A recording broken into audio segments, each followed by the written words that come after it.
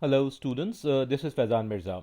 We are discussing why biodiversity matters and how various activities which human beings are doing they can be reverted, and what activities actually are we doing to restore the degraded habitats, or probably just ensure that all the organisms which have become endangered, how they can be prevented from not going extinct. So this is what we'll be covering in this particular part of the lecture today. So let's start our discussion. So, why biodiversity matters to begin with? Biodiversity matters for the moral and ethical obligation primarily because we share the planet with other organisms, with other life forms, and we do not have any right to push others to extinction. Considering that we are the dominant mode species of this planet, we have a lot of responsibility lying on our shoulders.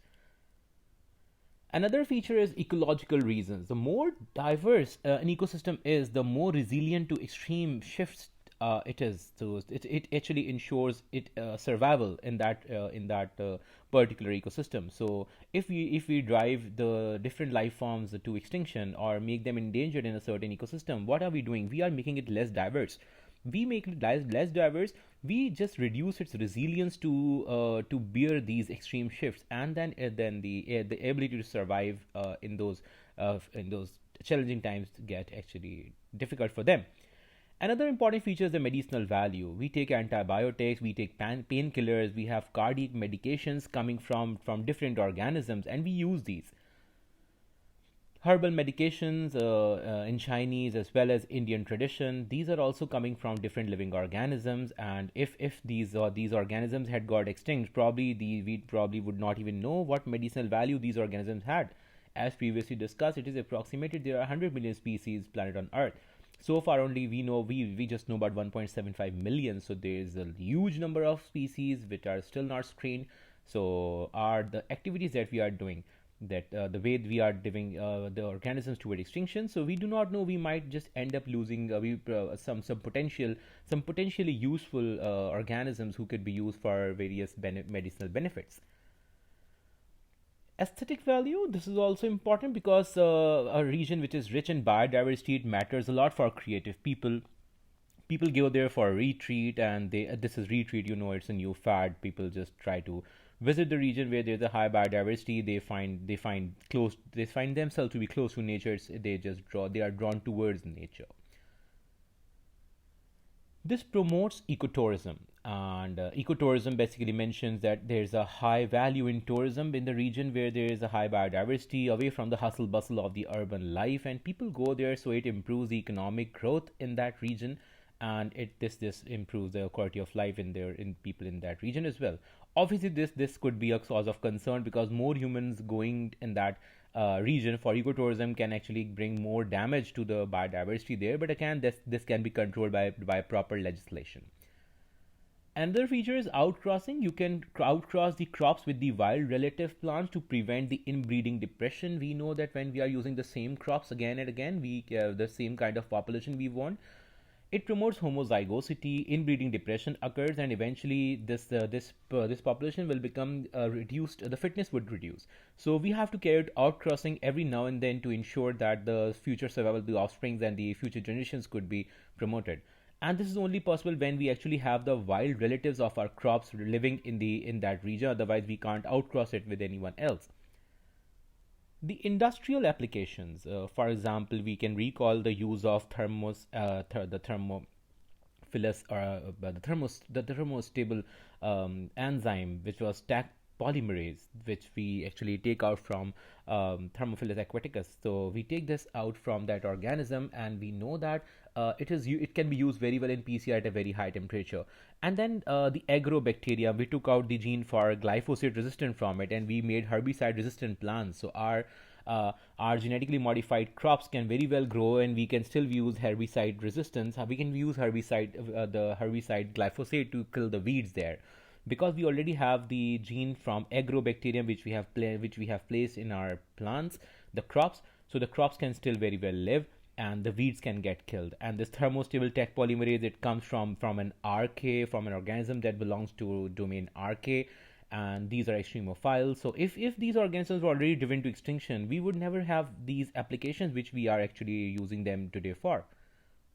And then something that we all are very familiar with: nutrient cycling, carbon dioxide cycling, water, and a lot of waste, the decomposition, and everything that recycle the materials or the nutrients recycling. It's all dependent on how much biodiversity is available in that region. So the raw materials are constantly recycled in the environment so that everyone can benefit from it. Now, protecting the endangered species, whether the endangered species is an animal, is a plant, how do we protect an endangered species? Now, since we know that our activities are causing the organisms to undergo endangerment, and eventually this could lead to the extinction of those. So we have to devise some strategies to protect the endangered species. So these are just a few of these, six mainly. Some zoos and national parks and botanical gardens, and controlling alien species and invasive species, and yes, laying down legislation by international agencies such as the NGOs such as CITES and IUCN and WWF, and then restoring the degraded habitats. So let's start our discussion from the zoos. How are zoos important in protecting the endangered species? Zoos provide a refuge for endangered species. The endangered species are protected from predation. They are protected from hunting by human beings. These are protected not only from hunting but from poaching, the illegal killing of these organisms for their products. And not only that, they also provide these zoos. They provide the alternate habitat to these organisms, because their original habitat probably is not no longer it's existing there, or probably it is too fragmented to support life. So in zoos, they live in that environment and they can still prosper. They can still live on because their original environment is degraded. Another feature is that the animals, the organisms kept in zoos can be protected from diseases if you keep a good vet there, so they can keep a good follow up. Inbreeding can be avoided so that the recessive alleles do not accumulate in that animal population. So this otherwise would have occurred in wild, and recessive disorders would have started to show themselves in the phenotype of the next generations. And yes, they raise awareness among the humans, because there are a lot of humans who don't really know how to interact with animals. So the animals, we share our living space with the animals, so we should know. And then wildlife research, it goes on, because in zoos you can collect samples and you can actually carry out a lot of research there. So from you can carry out a lot of samples. You can collect a lot of samples from different animals there. There was a horse. This horse went extinct in 1980s, and this was because of zoos. Because of zoos, it was brought back. This is the important of the zoos, because this horse, it went extinct because its natural habitat, it got lost altogether world over. And in its natural habitat, this horse was just had gone extinct. But since the zoos already had this horse living in various zoos, so it was living protected there. So the entire extinction of this species was prevented, and its habitat was then restored at various places. And the organism, this horse, was then moved from those zoos to those regions. So the extinction was avoided, since the zoos already had a backup of the same horse. But is zoos an answer for this? Not really. To an extent, yes, but there are a lot of challenges that you face in zoo. The organisms that you are placing them, you are breeding them in captivity. So organisms probably would not breed, and if they don't breed, the organisms would not produce the offspring. So eventually, the numbers would stay endangered. Plus, the organisms which are produced in captive breeding lack the basic skills of survival in the wild. So they are not very viable to live in wild on their own. They can't seek for food. They can't seek shelter when they're released in the wild. They can't avoid predators because they have already always lived in a very protected environment. But there's yet obviously no solution for that, and that's why we have national parks. So coming to the challenge, that if animal is unable to breed in zoo, so why an animal would not breed? Because the animal probably it's not suitable habitat for breeding. It can live there in the zoo, but not for breeding. It doesn't feel like breeding. Some animals, they need ample space to breed. Some animals need a large number of their own species in the surrounding to breed. And not only that, a lot of hormonal changes can come about in the animals, and these hormonal changes, they fail to support the reproduction, and overproduction of this organism will be not occurring, and courtship cannot be established. Daylight hours, it affects the hormones in our body in all organisms, and animals are no different. So in zoo, the zoo may be located in some other geographic location as compared to the natural habitat of that organism, and because of that different geographic the longitude latitudes are different, the daylight hours are different. So this would bring about a lot of hormonal changes in that animal, and probably because of those changes, the animals, the sperms or the eggs just don't they do not become matured, or the animal is too much in too much of stress. It doesn't feel like mating. Plus, the males and females, they might be from very different social groups, because their social groups exist in animals, and since when they are from different social groups, they will just not mate together. So what's the solution then? What's the solution to all these challenges? You go for assisted reproduction. And assisted reproduction can be used for ensuring that conservation continues. And what do you do here? This is what we'll be discussing. So what can be done here? Artificial insemination is one of the options that we have. What is artificial insemination? Semen is collected from the male animal, and the semen is stored in the thin straws, which are plastic tubes, and these straws are then used later to deliver the semen, which is collected from this male animal, into the vagina and the uterus of vagina or the uterus of the female animal of the same species. So the semen is deposited artificially, and this female animal is in ovulatory phase. So we expect that because of that, fertilization would occur. In some cases, the fertilization fails to occur. In that, we have to go for another option, which is in vitro fertilization, IVF. Now, what is IVF? This is what we call test tube babies in humans. So what do we do here? A hormonal treatment is carried out for the female, so the female animal would produce abundant eggs. The eggs are collected from the female animal, and the sperms are collected from the male animal, again, but because they both belong to the same species.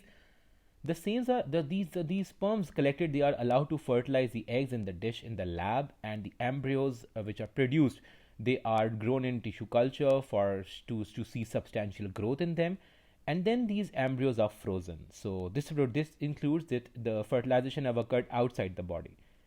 Now, another option could be you can just use a sperm bank for that. Sperm bank, because at times the probably the animal is not releasing the sperm. So the sperms can be collected from males in general in the population of these animals living in the wild, and they can be mixed with albumin solution and stored in thin tubes, again straws, and they can be stored at minus 196 Celsius. This is minus 196 Celsius until they are used later.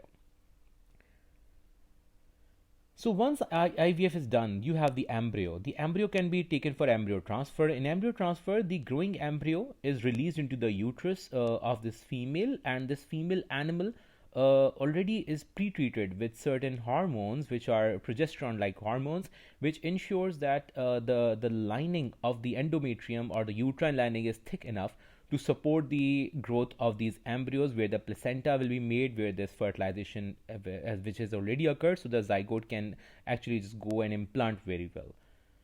At times, the embryo cannot be transferred to the same animal who donated the egg, so we go for surrogacy. In surrogacy, female who was not the egg donor is used for the implants of the embryo. In this case, the biologically organism who this organism is not biologically related to the offspring actually, but the egg donor female can still be used for producing eggs. So the egg donor will not be you can say will not be continuing the pregnancy term, so it will keep on producing eggs. So you can just collect abundant eggs from it, and you can keep on implanting them in other females of the same species.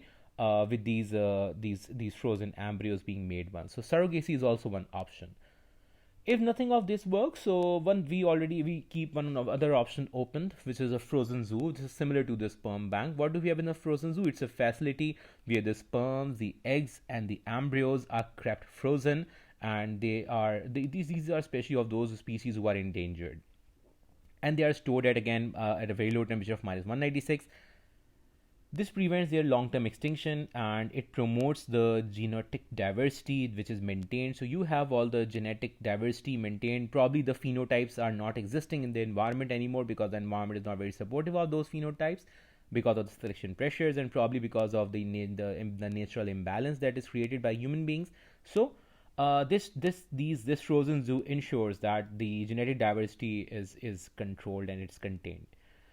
Another option, since as I was discussing, that at times the captive breeding programs fail because the organism which is produced is not very fit for survival in the wild, because the organism is grown in a protected environment. It is not very you can say open to challenges which it faces, and there's a selection pressure that it would face in the natural environment. It would be available to avoid predation. It won't be able to seek shelter or seek food, so it would likely to die, and the numbers will stay low for that organism. So the other strategy together with zoos, because we keep you all using all these strategies together. So there's a strategy of national parks. We have wildlife protected in the national parks. The environment is protected. There's a limited human intervention, and the legislation are laid down. The rules are there. So the national parks, they ensure that this particular aspect is maintained.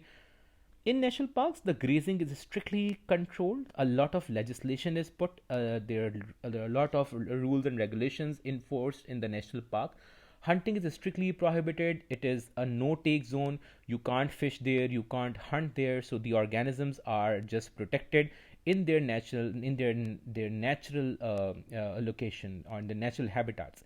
Construction of buildings are strictly prohibited and strictly controlled. Even if the construction is to be carried out, it must pass the regulatory board. So the regulatory board must allow this to occur and to continue. Mining and the industrial processes are put to halt, so they don't end up harming the organisms there. And apart from that, when you have animals and you have plants and you have these organisms in living in a protected environment, so what you are doing, you are protecting wild in the wild. This increases the chances of their survival, and with their increased chances of survival, you are ensuring that their nature is conserved, their phenotypes are conserved, their genetic diversity is conserved, their species diversity is conserved. So these are some examples of the national parks available all over the globe. Some very important national parks which are considered of great worth across the globe. Now, since we live in Pakistan, we should know something about the national parks of Pakistan as well. So, in Pakistan, currently we have 35 national parks here, and the national parks that we have in Pakistan, they are all they are all taken care of by the governments of the provincial governments, which cater to the needs, as well as 25 of these are looked after by IUCN, which is an international agency. So, which parks do we have in Pakistan? You must have heard a lot of these names, and if not, then at least you should you should know about your own country. So we have Hingol National Park, we have Magla Hills National Park, and we have Kirthar National Park.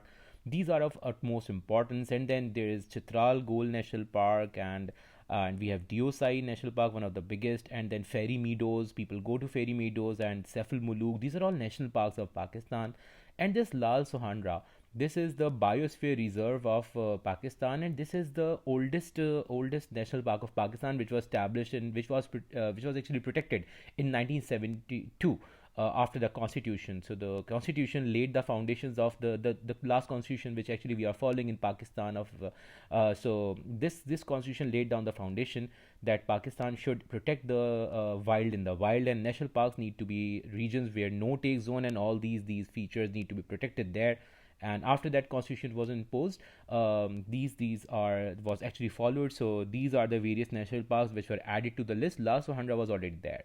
So these are things that you should probably know about your own country. And now there are some botanical gardens. We already have a botanical garden in Karachi, in Karachi University, on University Road in Karachi. So we have a lot of almost all kind of plant species which are present in Pakistan, which they are grown there in botanical gardens of that botanical garden in Karachi. So botanical gardens, what do we have? We have seeds and the cuttings which are collected from the wild, and they are grown here, and this protects the endangered plants and species.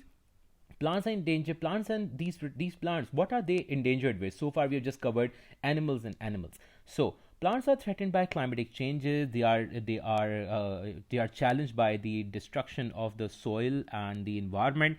Research is required for us to know that how the plants are reproducing. They are reproduced in the lab, and they are reproduced in the lab before they are reintroduced to the original the habitat, so that it can be seen that whether they are viable or not.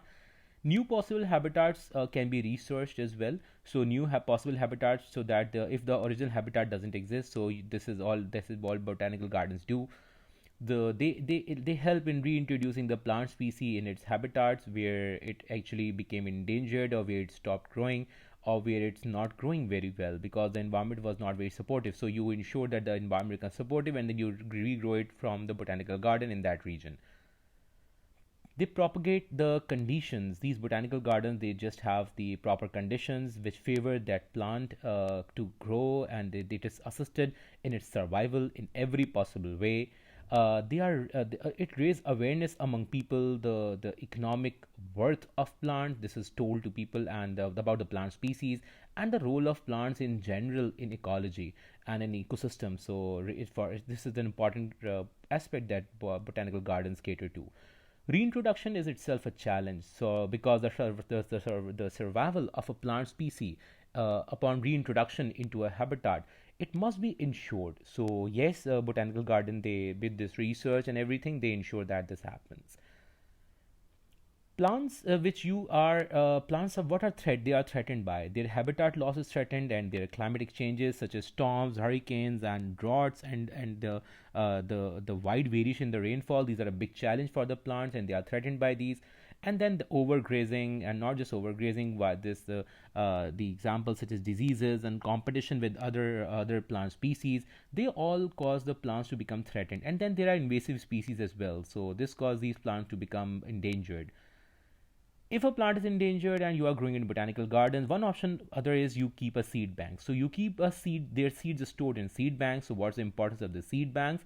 The seeds bank, they store the seeds, and these seeds can be stored with suitable conditions in that seed bank for a long time, and until the environment which is suitable for these plants to be grown, they are reestablished. The seeds banks keep a very good backup of these seeds stored, so until they can be reintroduced into their habitats. These seed banks, they preserve the genetic diversity, and when they preserve the genetic diversity which otherwise would have been lost if these seed banks were not keeping these seeds stored, the seeds, they grow without considerable selection pressure. There is not much threat from the environmental selection pressures in the seed bank, and the seeds can very well handle this. The only selection pressure, there is selection pressure existing in the seed banks as well, and the only selection pressure that is present there is that these seeds, they are being stored for very long, and that is one very big selection pressure which selects whether the seed can be stored or it cannot be stored. The seeds are germinated every now and then, every few years, to see that they are grown in controlled environment, so that to check for the viability, so that we know that the seed is already having enough food stores in the endosperm, so that it can just if once it sprouts, it germinates, so it can produce a new plant out of it. There's a challenge for seed banks as well. So the seeds which are storing the seeds may already have a reduced biological fitness, because some of them might already be lost by the time you were able to keep them in the seed banks. So all the genotypes were not available when you started with the seed bank. So you started off with the seeds which were available at that time. So because of that, they will have a reduced fitness eventually, because some genes have already been lost. The selection pressures of the natural environment cannot be met by the limited number of genes that you have in the seed bank. Another very important challenge is that only orthodox seeds can be stored in seed banks, and then there are seeds such as the plants which are cocoa, coconut, coffee, and rubber. They do not produce orthodox seeds. They produce Reclarican seeds. Now, Reclarican seeds are ones which cannot be dried and frozen, and they cannot be stored in the seed bank. So you just don't have the option of seed banks for these plants, because these are Reclarican seeds. Now, what to do with these? The solution for having the Reclarican seeds protected is to just grow them in a protected environment as plants only, because you can't keep their seeds stored, because they are not orthodox seeds. So they are grown in controlled environment, and these are stored in the gene bank, and they are stored in the gene bank where they can be grown and they can be planted later. You must have seen the palm trees. Whenever you decide to just could you just plant a coconut tree, you bring the coconut tree which is is almost ready to be planted, you dig a big hole and you just plant it there. Because it is already grown in a controlled environment, you don't always keep seeds of this plant to be grown, because the coconut plant will just not grow out of it. So these are the main things that we have to cover. The last aspect that we should highlight here is the alien species, the concept of alien species that can become a nuisance and they can become invasive species if not controlled. What is an alien species? What is an invasive species? A non-native species is an alien species. A non-native species which is non-natural to that environment, it would bring a lot of harm to the environment where it is introduced, and it would just bring those harm, and it's not having the natural selection pressures and the predators that can control its overproduction, and it would keep on over exploiting the nature in such a way that the nature could not replenish. So because of that, not only the nature will be harmed, but the organisms depending on that nature, the native organisms, will be harmed as well. So the nature cannot replenish. So for example, cats are, no matter how cute they look, the cats are an invasive species. They are a threat to the birds, the native birds.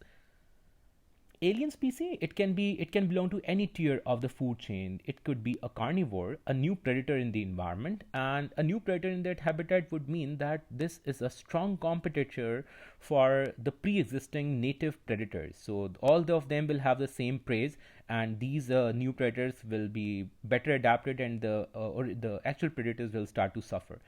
Alien species can be a new herbivore, a strong competitor for the native plants to grow, and it would just take a lot of nutrients from this environment, so the native plants suffer. The alien species could also be, for example, a plant, as it could be a carnivore, a herbivore, or a plant. If it's a plant, then the plant would be a strong competitor for pre-existing native plants there, and again the natural resources will be consumed very similar to the way the carnivores are doing, the herbivores are doing. The plant will also do the same. This is the major concern. The plants will use the minerals and the water and the space. This new plant, this can become an invasive weed, and invasive weed will cause the native plants to suffer. So the alien species, they are better adapted. They are better adapted than the native species for surviving and for living and for just prospering in that environment. They turn invasive as the selection pressures which are required to curtail their population or control their population are unable to control these overproduction, and because of that they keep on overproducing. Eventually what will happen, this increase a lot of the threat to the pre-existing organisms in that region, and because of that these organisms will start to suffer, and they already have a lot of selection pressures to bear, and this is an additional selection pressure to them, a stiff competition from a better adapted species, which is an alien species, an invasive species. Finally, how these invasive species are a challenge, because they may introduce new diseases to the pre-existing organism. They can bring new pathogens against which the native organisms do not have any immunity, so they start to suffer from infections which they have not seen. This makes them the native species even more vulnerable. These alien species, they are a strong competitor for breeding sites as well as for shelter seeking. Again, a major concern. And finally, the alien species, they alter the habitat eventually, so much so that the natural reserves are not supportive of the native species anymore, and the native species initially becomes endangered, and the native species eventually become extinct. So this is all that we have covered, the challenges that we face with conservation, and all the human activities which have contributed to causing extinction and pushing the organisms towards endangering, and what human activities can be opted for to ensure survival of such endangered species. That's it from my side. Thank you so much.